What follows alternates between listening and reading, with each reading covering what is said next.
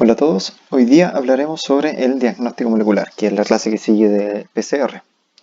Bueno, los temas a abordar en esta clase van a ser el enfoque, ¿para qué se ocupan estos diagnósticos moleculares?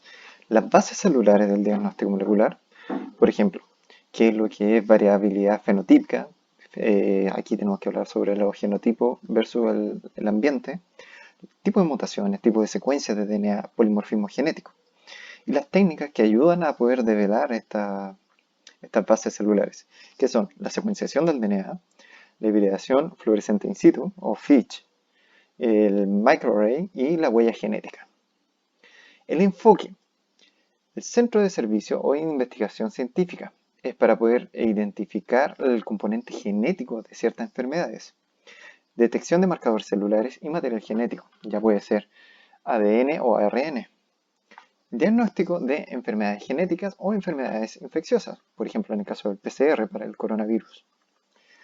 Entonces, ¿cuál es el diagrama de flujo? Tenemos una enfermedad con componente genético, se mapea la parte del gen en el cromosoma, se identifican los genes involucrados y se puede generar un diagnóstico. Este diagnóstico puede servir para prevención o farmacogenética, hacer fármacos que son específicos para ciertos genes o para ciertas mutaciones. También se puede hacer como terapia génica. También es una parte importante y ya más en las bases científicas es entender por qué ciertas mutaciones generan un fenotipo. Por ejemplo, identificar por qué una mutación puede generar un linfoma. ¿Cuál es el rol celular de esa mutación? Las bases celulares, como les habían contado, es tener la sumatoria de la variabilidad fenotípica que proviene tanto de causas genéticas, que serían mutaciones polimorfismos, como de causas ambientales, donde hay fenotipos intermedios. Se le llama fenotipo intermedio porque también tienen un pseudo componente genético, en donde pueden haber mutaciones somáticas que pueden producir un cáncer, por ejemplo. Puede haber distintas variaciones teloméricas, que eso podría ser parte de la senescencia de cuando uno se hace viejo y los telómeros se van acortando y la regeneración celular cada vez es peor. El metabolismo, la tasa de oxidación que puede tener una célula, por lo tanto la tasa de acumulación de mutaciones en el tiempo, etcétera. También están modificaciones epigenéticas, que ya no son modificaciones en la secuencia genética misma, sino que son modificaciones en la estructuración del gen, o sea, la estructuración del núcleo. ¿Qué variaciones genéticas tenemos? Mutaciones. Tenemos variación genómica que afectan a la totalidad del genoma, que serían a cantidad de número de cromosomas, por ejemplo las aneuploidías. Variaciones genéticas asociadas a cromosomas, donde se afectan ciertos cromosomas en particular, donde hay cambios de estructura del cromosoma, como son duplicaciones, deleciones, inversiones y translocaciones. Y alteraciones génicas que afectan solamente un par de bases. Y estas son las que tienen una mayor tasa de frecuencia. Su expresión depende de dónde se genere la mutación. Por ejemplo, puede ser una mutación en el DNA codificante que se traduce en una proteína o puede ser en DNA no codificante, donde no se traduce en una proteína. Pueden ser en secuencias repetidas, por ejemplo. También tenemos que estas modificaciones pueden ser en células somáticas o en células germinales. Y si son células germinales, se van a traspasar a generaciones futuras. ¿Qué tipo de mutaciones cromosómicas tenemos? Bueno, aquí en este ejemplo hay una tabla con su preponderancia de estas mutaciones en los embarazos y cómo producen estas mutaciones abortos espontáneos. Entonces tenemos trisomías, hay varias trisomías, tenemos translocaciones que pueden ser balanceadas o no balanceadas, poliploidías, eh, etcétera. Entonces, hay muchas aberraciones cromosómicas que se pueden generar y alto porcentaje de esto, por ejemplo, trisomías del 1 en 3, el total genera un aborto, que significa que no son viables. Acá tenemos la trisomía 13, que un alto porcentaje genera aborto, entre otros. Y la trisomía 21, que es una de las más conocidas, que también un alto porcentaje genera aborto. Entonces tenemos variaciones numéricas que serían aneuploidía o poliploidía. Aneuploidía significa con una razón menor de la cantidad de cromosomas normales y poliploidía una razón mayor del número de cromosomas. También hay aberraciones estructurales, como lo había indicado, que son translocaciones, inversiones, deleciones, inserciones, anillos o isocromosomas. Después vamos a ir viendo cada una de ellas. Bueno, primero, mutaciones numéricas. ¿Dónde se generan? En el proceso de división celular. Cuando la división celular no es simétrica. ¿Qué significa esto? Que las células hijas generadas no tienen la misma cantidad de cromosomas. Y esto se puede dar en la fase de la meiosis.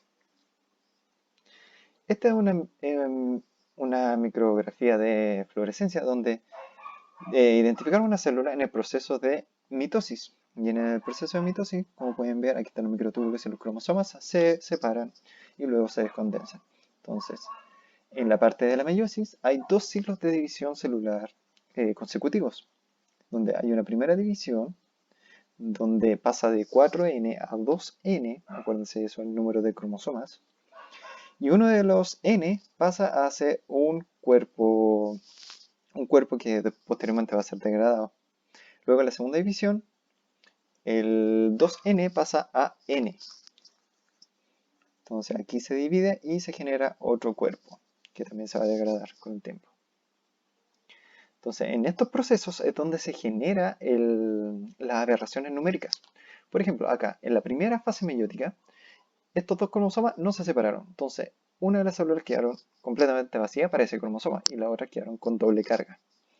Entonces, esta doble carga después se divide y genera una trisomía cuando se fusiona con el espermatozoide. O monosomía cuando el huevo vacío para ese cromosoma se fusiona con un espermatozoide. Entonces, ¿cuál es el origen de estas aberraciones numéricas? Es por error en la segregación de los cromosomas.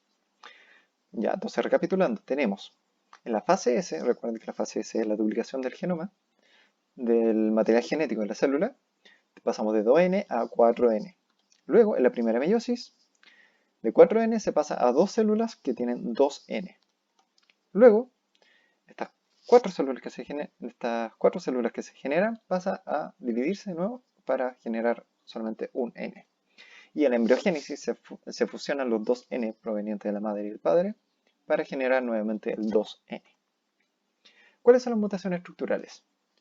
Tenemos la duplicación, en donde se toma este fragmento del cromosoma y se duplica y se extiende el cromosoma. Puede ser una duplicación directa, que sigue el mismo sentido, o una duplicación invertida, donde el sentido del cromosoma se invierte. Pueden haber inversiones. ¿Qué significa? Por ejemplo, si tenemos locus A, B, C, este locus se cambia por A, C, B. Hay una inversión del orden de los genes en el cromosoma, el locus. Puede ser pericéntrico o paracéntrico, como acá. Pericéntrico se asocia a la cercanía con el centro del cromosoma, esta zona de acá. Pericéntrico sería la parte externa del centro. Paracéntrico. Entonces, tenemos alteraciones durante el crossing over o también por cercanía de estos cromosomas. Las duplicaciones, inversiones e inserciones también tenemos. ¿Qué son las inserciones? Tenemos un cromosoma que tiene una cierta homología con otro, entonces le traspasa una de sus secuencias, una de sus locus, al nuevo cromosoma y se genera esta inserción. También tenemos los isocromosomas que en vez de dividirlo en esta forma vertical se divide en forma horizontal y quedan dos secuencias similares. Entonces sería un iso P y un iso Q. Por la parte P, el brazo P y el brazo Q de los cromosomas. Translocaciones recíprocas también hay, donde se intercambian los fragmentos de cromosomas. Acá, por ejemplo, este cromosoma chico queda con una cola muy larga y este cromosoma muy largo queda con una cola más chica. También hay otros tipos más raros que son las translocaciones robertsianas, que son fusiones céntricas, donde este cromosoma se fusiona con este y genera un nuevo cromosoma. ¿Cuáles son las mutaciones génicas? Y son las que tienen más frecuencias. Son missense, que significa que su mutación altera la producción de un aminoácido. Acuérdense que los aminoácidos se sintetizan por codones, que son tres pares de bases asociadas. Entonces, la alteración de una de ellas va a generar un missense, que significa que no se va a producir el aminoácido. También está de nonsense, que significa que se genera un codón de stop. Entonces, si se está sintetizando una proteína, se va a generar un codón de stop y no se va a seguir sintetizando, generando una proteína trunca.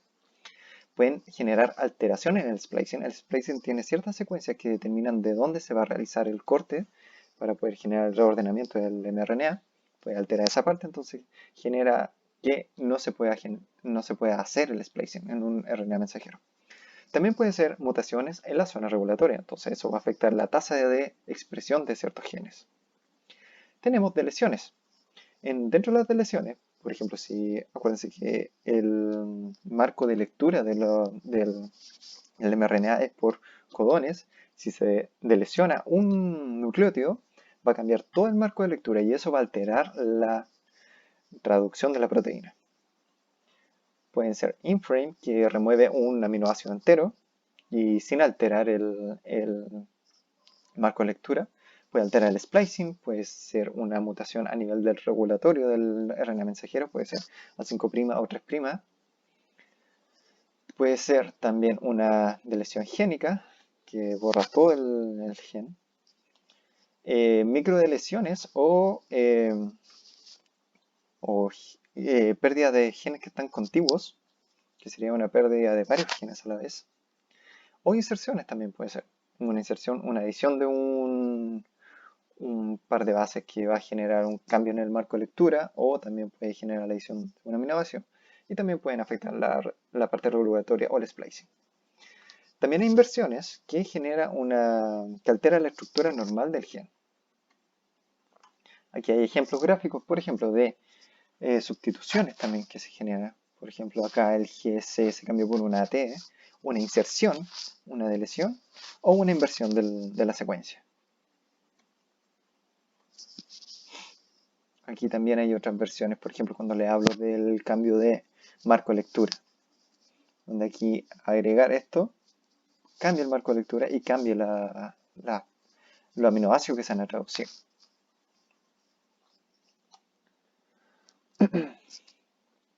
Entonces, ¿qué pueden producir estas mutaciones? Pueden ser pérdida de función, que es lo más habitual, donde una proteína ya no puede hacer la misma función que hacía antes de la mutación. Cambios moleculares también, puede afectar la transcripción, puede afectar el splicing también, o también puede ser ganancia de función. Entonces, como resumen de mutaciones cromosómicas tenemos, acuérdense que el fenotipo es una sumatoria entre el ambiente y factores genéticos, ¿ya? Entonces, ahora vamos a hablar un poco más sobre los factores genéticos en sí.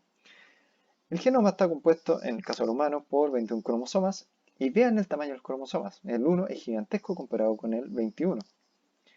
Y aquí pueden ver que esta cantidad de este tamaño es proporcional a la cantidad de genes que están en cada cromosoma. Para poder generar como un mapa de los cromosomas, se dividió los cromosomas por locus y también por el brazo P y el brazo Q. Entonces existen distintos locus que tienen algunos marcadores específicos. Por ejemplo, aquí hay un locus donde se puede identificar la secuencia de esta sección del cromosoma y luego la secuencia nucleotídica.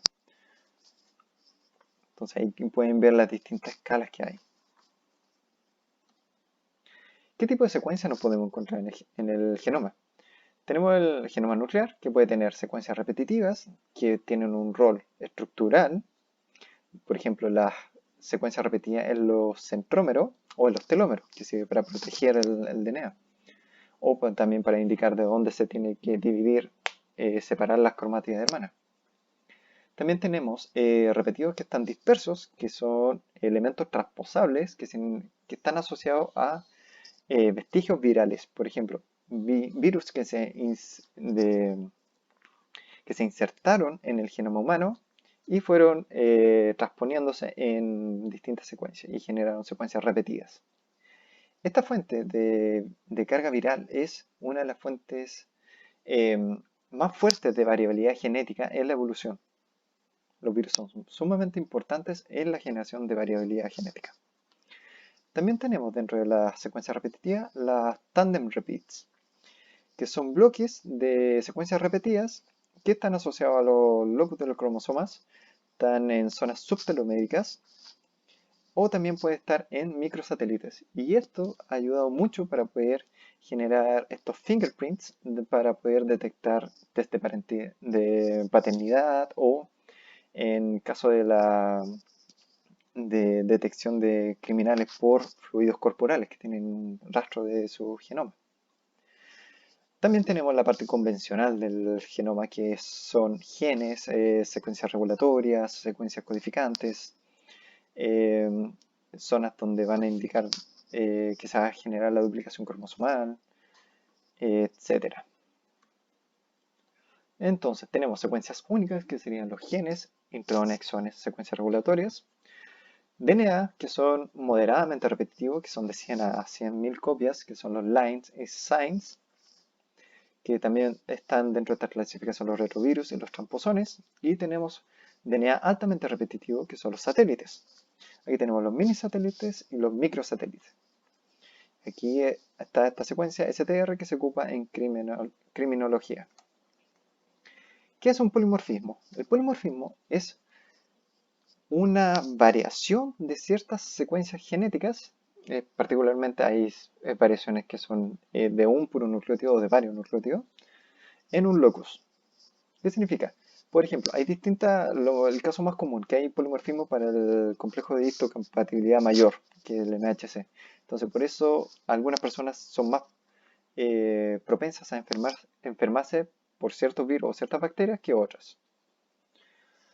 También, como le adelanté un poco, este polimorfismo ayuda para generar perfiles genéticos y también tiene múltiples alelos, que son distintas versiones del mismo gen.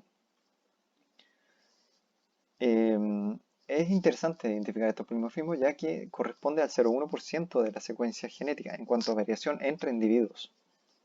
Y aquí tenemos uno en particular que son los SNP, que se llaman que Single Nucleotide Polymorphisms, el cual sirve para poder indicar ciertas predisposiciones a alguna enfermedad. Por ejemplo, hay ciertas enfermedades autoinmunes que presentan un tipo particular de SNP.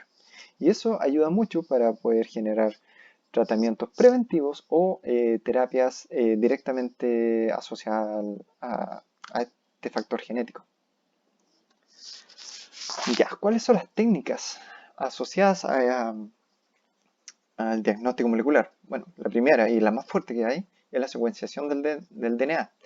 Tiene un alto valor para poder diagnosticar enfermedades de causa genética, ya que toma todo el genoma, se generan distintas duplicaciones, distintas lecturas y después, mediante un software, se unen estas secuencias para poder generar un perfil completo del genoma. Esto ayuda para prevenir ciertas enfermedades o identificar si hay alguna enfermedad hereditaria en los fetos. Acá pueden ver una tabla completa en la Universidad de Minnesota, donde se evaluaron distintos componentes genéticos a partir de las técnicas de secuenciación. Como pueden ver, tienen Alport síndrome, también hay fibrosis cística, entre otros. Hay muchas enfermedades genéticas que se diagnostican mediante secuenciación. ¿En qué consiste esta técnica? Hay distintas generaciones de la secuenciación del DNA, hasta la primera generación, segunda y tercera generación. ¿En qué varían? En los tipos de herramientas que ocupan. La primera generación, que es de Sanger, donde se tiene el DNA genómico, se fragmenta y se clona. Luego de este clonamiento se secuencia cada clon por separado y así se generan secuencias pequeñas del DNA, donde mediante nucleótidos marcados fluorescentemente se puede ir identificando el orden de estas secuencias. Luego tenemos de segunda generación, que actualmente es la que más se ocupa, que es secuenciación masiva en paralelo, donde también se tiene esta fase de obtención de DNA genómico, fragmentación, pero ahora se agrega un adaptador y este adaptador permite que la secuencia sea anclada a pequeñas partes de un microchip, por así decirlo, o una superficie, y se va generando la amplificación hacia arriba. del material genético, como una pequeña reacción de PCR en cada uno. Entonces, dependiendo de la variación de los colores, se va generando el orden de los nucleótidos. Y luego la tercera generación, que ya es más sofisticada, donde ocupan un poro que acoplado a la polimerasa se va sintetizando la secuencia complementaria. ¿Qué otra técnica tenemos? El FISH. El FISH nos sirve para identificar ciertos locus de los cromosomas en el núcleo. Entonces, por ejemplo, se tiene una sonda que es específica para cierta región del cromosoma de un color y se tiene otro cromosoma identificado con otros colores. Entonces, esta técnica permite identificar ciertas translocaciones o deleciones de ciertos locus. Ha servido mucho para diagnosticar ciertas leucemias, por ejemplo, cuando hay una translocación y una fusión de las secuencias que están asociadas al BCR y a la ABL1, generando un fenotipo tumoral. También ha sido ampliamente utilizado para hematología y detección de ciertos tumores sólidos para identificar cuáles son las pérdidas, ganancias y translocaciones a nivel de genoma. También ha servido para la detección de malaria. Otra versión del FISH, que es el cariotipo espectral, se basa en esta misma técnica, pero a un nivel mayor, donde complementa la técnica del FISH con microscopía de fluorescencia multicolor. Entonces ahora cada cromosoma tiene su color particular. Entonces acá se pueden ver todas las modificaciones a la vez de todos los cromosomas. El problema de esto es que no puede diferenciar aberraciones estructurales como inserciones, deleciones, inversiones y duplicaciones en el mismo cromosoma. Solamente ve translocaciones entre cromosomas. También tenemos otra técnica que se llama el microarray, en donde es capaz de medir la expresión génica utilizando una placa que tiene una secuencia específica por cada pocillo. Entonces se agregan las muestras que ya van a estar cargadas con un fluoróforo y se puede identificar la expresión relativa entre ambos tejidos. Por ejemplo, un tejido normal y un tejido tumorigénico. Entonces se puede identificar qué genes están sobreexpresados o qué genes están silenciados en base al tejido control. También ha servido para la genotipificación de SNP, donde ciertos pocillos van a tener una variación de nucleótido simple para poder identificar ciertas variaciones alélicas. También tenemos que mide la capacidad de hibridación con sondas preconstruidas. Estas sondas preconstruidas es lo que le había dicho, que en esta placa tenemos las sondas preconstruidas que se van a hibridar con el material genético de las muestras. En modo temporal lo que tenemos es la superficie, tenemos estas sondas preconstruidas, que sería el pocillo A, pocillo B, y en solución tenemos nuestra muestra que va a estar asociada a ciertos fluoróforos. Entonces, estas secuencias, en base a su complementariedad de base, se van a asociar a un pocillo u a otro, y la cantidad de asociación va a ser correlacional con la fluorescencia.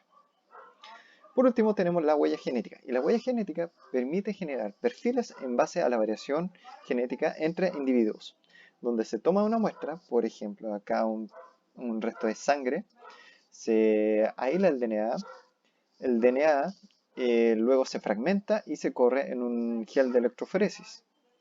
Y esta fragmentación se hace con enzimas de restricción que son específicas para ciertas secuencias. Esto era lo que se hacía antiguamente, donde se pueden generar perfiles en base al patrón de cortes por enzima de restricción. Como pueden ver acá, este es un patrón donde hay muchos fragmentos de DNA cortados y cada persona tiene un patrón único. ¿Cuál es el problema? Es que es muy subjetivo, entonces es muy difícil identificar la similitud entre parientes. ¿Qué es lo que se hace ahora? Se ocupa la técnica de PCR para secuenciar las zonas cortas repetidas, que son los STR, que son de muy alta variabilidad entre individuos. De hecho, hay una base de datos forenses de haplotipos, que está a nivel de Europa y América, donde se ha secuenciado mayormente a nivel criminal todos los STR y sus variaciones alélicas. Entonces, resumen del diagnóstico molecular. Tenemos secuenciación, que sirve para identificar toda la secuencia, y esto es como una identificación al detalle de toda la secuencia del genoma de una persona, para identificar si tiene propensión a ciertas patologías o no. El FISH, que permite ver translocaciones o aberraciones cromosómicas, al igual que el SCAI. El microarray, que sirve para identificar SNPs o también diferencias de expresión génica, en el caso de los tumores. Y también tenemos el DNA fingerprint, que permite identificar las variaciones entre individuos. Y esto se puede ocupar para criminalística o para test de paternidad. Les dejo este cuestionario para que lo resuelvan y lo veamos en la próxima clase.